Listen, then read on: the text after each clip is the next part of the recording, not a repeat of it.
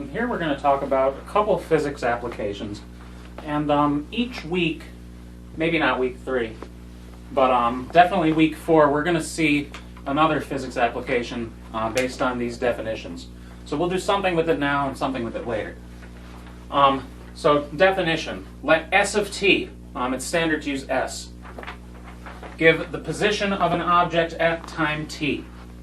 The velocity of the object at time t, so here this line just means take those words above it. So the velocity of the object at time t is given by velocity v of t equals the derivative of position, so s prime of t. The acceleration of the object at time t is given by a of t, the second derivative of position, so s prime prime of t.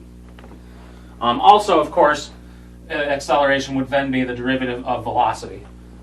Both of those ways of thinking of it will show up this semester. The speed of an object at time t, well, velocity could be positive or negative because you could be walking forward or backward. But the speed is just that in absolute value.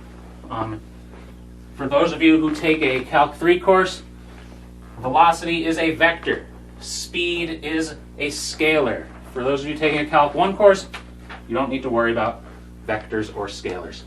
But the speed is the absolute value of the velocity, which you could find with the absolute value of the derivative of position. And the average velocity, oh geez, I didn't write a time interval. The average velocity of an object during time interval a to b. This a to b should be between time interval and is. I'm not sure how I didn't notice that. The average velocity of an object during time interval a to b, the average notation for it, is the position at b minus the position at a over b minus a.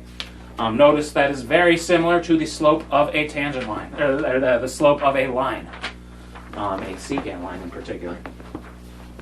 But notice the average velocity, we just use the position function we can just use the position function to find it. Now, why does the derivative of position give velocity? Well, let's look at, I guess I'll draw it up here. Let's look at a graph in one of our understandings of derivatives. So here, that's a position function because that's the function we're considering. Maybe I'll label it s of t, although it might get in the way. So it's a position function. What is velocity? Velocity is a change in position divided by a change in time. Well, we know how to describe that using derivatives. Here, notice a very important phrase, at time t. All of these occur at time t. So right here, the velocity at time t is given by something. We know, now that we have derivatives, how to describe that. So let me just label this a little. S of t gives position at time t, so the y-axis is position, the x-axis is time. Well, what does the derivative here look like? Well, let's use this notation. A secant line would go through those 2 points. What are these changes? Well, it's a change in the x value. So this is a change in time. And this is a change in position. So right here, the derivative would measure a change in position divided by a change in time pushed back to a given point. So remember, the derivative is change in position over change in time as the change in time goes to 0. So right here, change in position divided by change in time gives us a velocity.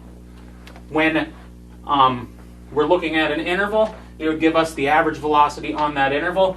But if we let this change in time go to 0, that would give us the velocity at a given point.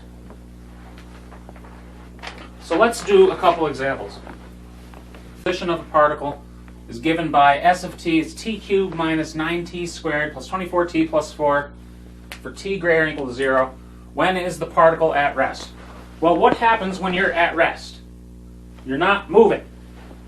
Your position is not changing. Well, that's not where the position is 0. your position could be changing at 0, at time 0. Where your position is not changing is where the velocity is 0, because remember, the velocity measures a change in position. So here what we want to do is set the velocity equal to 0. Well, what's velocity? Derivative of position. So s prime of t, 3t squared negative 18t, positive 24. Well, where's that 0? I don't know, that has a 3. But notice, we can take a 3 out of everything, making it a little more convenient. Well, actually, I would say a lot more convenient. So I did say a lot more convenient. So you can factor out a 3 from everything. And now we want to set this equal to 0, but I'd like to factor it first, just so everything's written in a nice line. How does this factor? We need to make 8 and 6. 2 and 4 make 8. 2 and 4 make 6.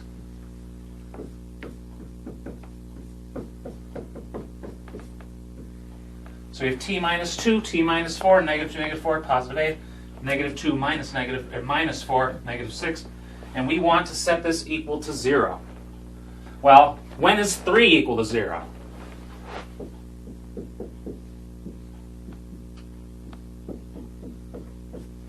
Never. When is t minus 2 equal to 0? When t is 2. When is t minus 4 equal to 0? When t is 4. So I guess this should say and. So at times 2 and 4, the velocity is 0. Let's look at another example. Now here we have a ball is dropped from 64 feet above ground. Its height above ground, t seconds later, is given by s of t is negative 16t squared plus 64. A, when does the ball hit the ground? B, what is the velocity of the ball when it hits the ground? C, what is the average velocity during this fall? Meaning from the time it's dropped to the time it hits the ground. Well, let's start with A. When does the ball hit the ground? Well, what happens when the ball hits the ground? It's not where the velocity is 0, even though it's not moving. It's not where the velocity is 0 because mathematically this equation doesn't know when it hits the ground. That would be described, what, the times during which the ball is falling would restrict the domain. But when does the ball hit the ground? What happens when the ball hits the ground? Well, what does our function measure? Its height above ground t seconds later. Well, this function tells us its height above ground. When it hits the ground, it is 0 feet above ground. So we're looking here for where the position function is 0. Well, where's position function 0? Negative 16t squared plus 64 equal to 0. So you get 64 is 16t squared, 4 is t squared. T equals 2. So mathematically that would be t is 2 or negative 2, but in this example, negative time doesn't make sense. So we'll take only the positive time. So after 2, what's our time? Seconds, I believe. After 2 seconds, the ball hits the ground. Okay, great. What about part B? What is the velocity of the ball when it hits the ground? What is the velocity at that time? So we're looking for v of 2. So I'll say we want v of 2. Well, we don't have a velocity function.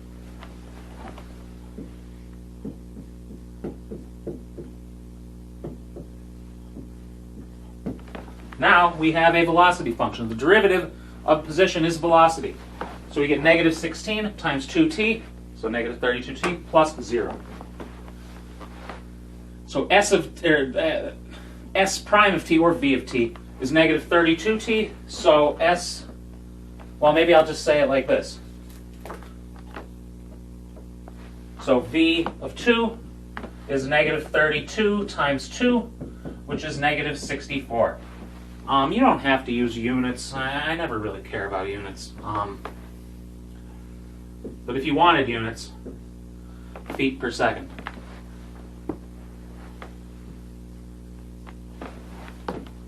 C, what is the average velocity during this fall? Well, we're looking for the average velocity during the fall. Starts at time 0. I don't like how that S looks there. Starts at time, no, I really don't like it. Starts at time 0, hits the ground at time 2.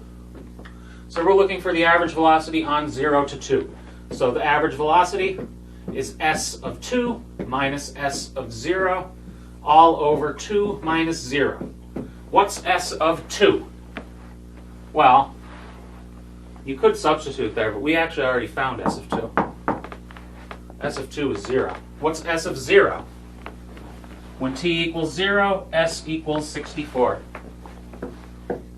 Over 2 minus 0.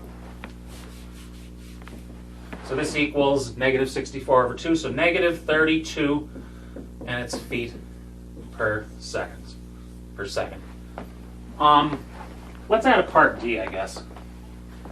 Well, no, I'll just say note. I won't add a part D so your notes don't have to squeeze something in there. Well, so we answered all 3 of these questions. But to figure them out, we had to think about exactly what we were being asked and exactly what we had.